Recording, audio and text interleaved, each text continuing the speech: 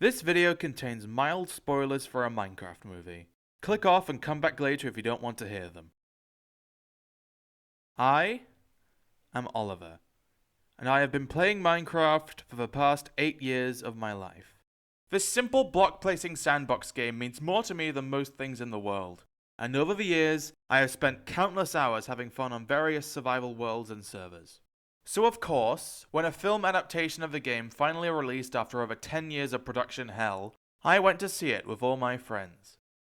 But as I took my seat in the cinema, surrounded by excited kids and not so excited parents, I realized I had no idea what I was about to get into. No idea whether I was about to watch a horrible butchering of my favorite game, or a half-decent kids movie that I might have an enjoyable enough time watching. Honestly, it was a bit difficult to tell based on the absolutely all-over-the-place build-up to release this film had.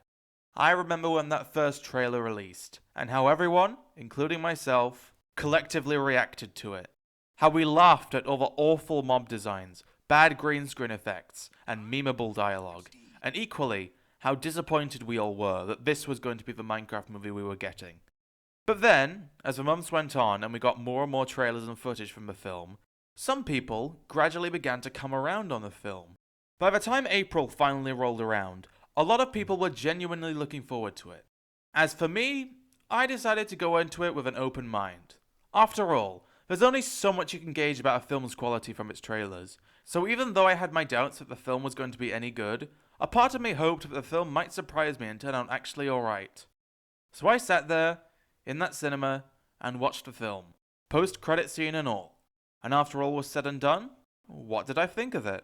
Was a Minecraft movie a good film? No. No, it wasn't. But it also wasn't the worst thing I've ever seen, and I had a very fun time watching it.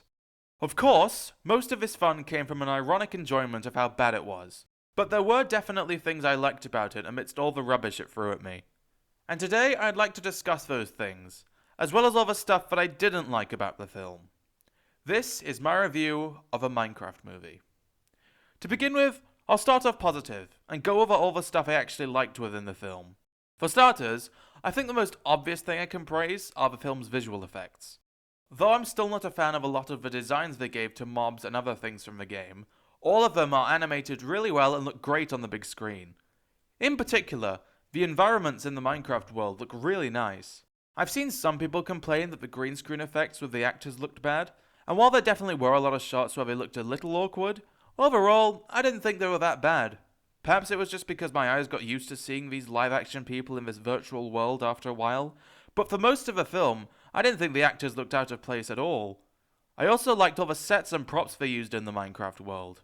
It's clear that a lot of effort went into making them, and when they were used, they were a notable highlight. In general, I think they did a good job at adapting the world of Minecraft onto the big screen, excluding a few minor inconsistencies. It's cool seeing all these items, mobs, blocks, and mechanics from the game translated into this setting, giving the film a sense of novelty to someone who's played Minecraft for so long. Moving on from the visuals of the film, while I have a lot of issues with the characters in this movie, as I'll get into later, I think the actors did a good job given what they had to work with. They managed to bring a lot of life into their characters that isn't present in their writing.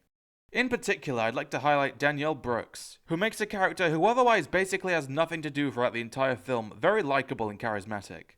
There were a couple scenes here and there that I thought were unironically good in a vacuum, like the villager raid scene and the Elytra sequence, which were both fun action scenes that I thought were decently well made.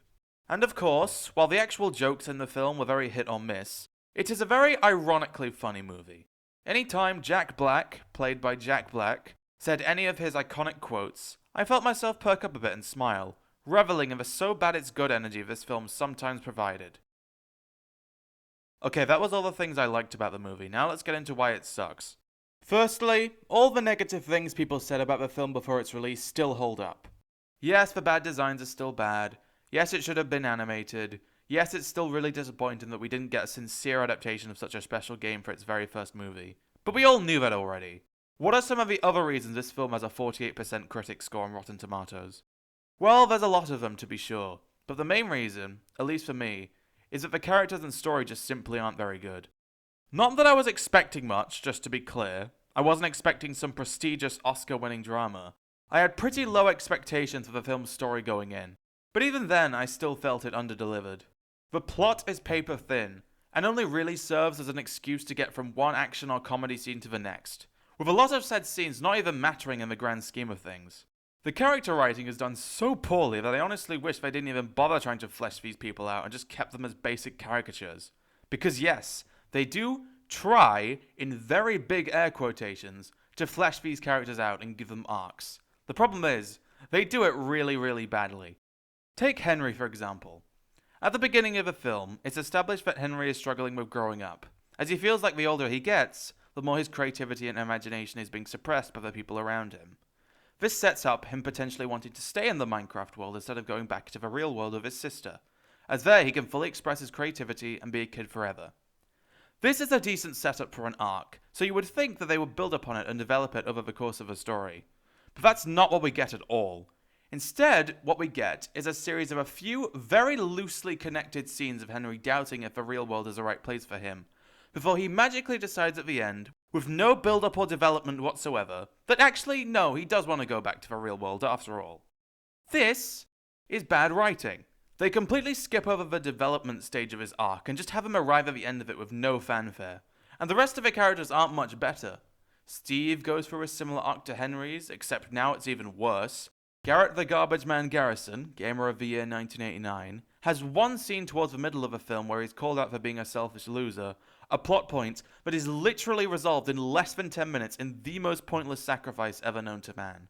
Natalie is worried that she's not doing a good job taking care of her brother after their mum died, and they don't even bother trying to resolve this past the first few scenes it's brought up in. Instead, they just have her get really good at fighting, which is something that most of the other characters are also good at, so what was the point? And as for Dawn, she's good with animals, so they have her tame a bunch of wolves which attack the unbreakable piglin from Minecraft Legends in the final battle. Except that also doesn't end up mattering because the unbreakable just gets falcon punched to death by this Optimus Prime looking iron golem anyway. So yeah. Overall, they did not do a good or even passable job at writing the characters or story, which is a massive shame. What sucks is that they could have easily improved this aspect of a film if they had given it more time to develop on screen, by streamlining the pacing of the movie. Which, by the way, that's another big issue I have with this movie. The pacing is really bad, especially in the first act. So much stuff happens and so many things are introduced in such a short amount of time that it can be difficult to keep up with, especially for people who haven't played Minecraft and don't already know what the stuff they're seeing is. It's a problem throughout the entire film, but as I've already mentioned, it brings down the first act of this movie so hard, making it easily the worst and most unenjoyable part of the film. To be fair, the pacing isn't the only reason the first act is so bad. Beyond the issues with the pacing and the writing, the real world scenes just didn't look good visually. It's hard to put my finger on just what exactly it was about them that made me feel this way, but they just had this air of cheapness to them, I don't know. Moving on from that, let's talk about the humor. If this were a normal movie that hadn't already been memed to death with irony, this aspect of a film would likely make or break it for most people. So, what did I think of it? Overall, I'm kinda mixed on it. There were certainly a lot of jokes that did get a chuckle out of me, but there were also equally as many that made me groan and cringe in my seat. A very mixed bag of jokes. Again, if this were a normal movie, I'd probably be a bit more upset about the type of humor present here. But because this is the movie with Flint and Steel and Chicken Jockey, I'm almost willing to forgive it in that regard.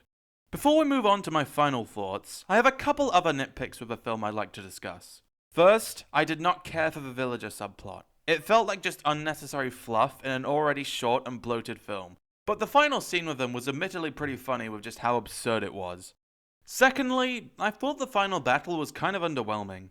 It was a cool setup, taking inspiration from the story of Minecraft Legends, but the conflict was too easily resolved, and not enough exciting things happened in it.